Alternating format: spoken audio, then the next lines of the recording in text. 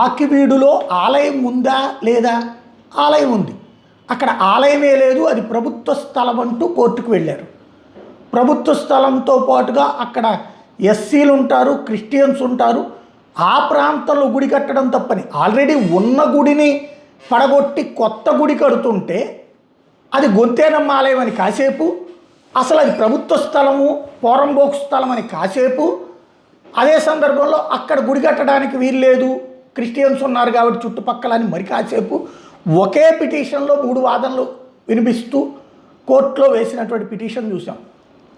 ఇప్పుడు ఆ వ్యవహారానికి సంబంధించి డివిజన్ బెంచ్ తాజాగా కీలక ఆదేశాలు ఇచ్చింది. సింగిల్ జడ్జి విచారిస్తున్నారు కాబట్టి ఆ జడ్జి గారినే తేల్చమంది అక్కడ. ఇప్పుడు ఎందుకంటే రాష్ట్ర వ్యాప్తంగా వీళ్ళు ఉద్యమాలు చేయడం, గొంతేనమ్మ ఆలయం పడగొట్టారు, పర్మిషన్ లేకుండా కడుతున్నారు అన్నటువంటిది, అదంతా సింగిల్ జడ్జినే తేల్చమంది. అక్కడ గొంతేనమ్మ ఆలయం ఉందా లేదా, రామాలయం ఉందా లేదా అన్నటువంటిది.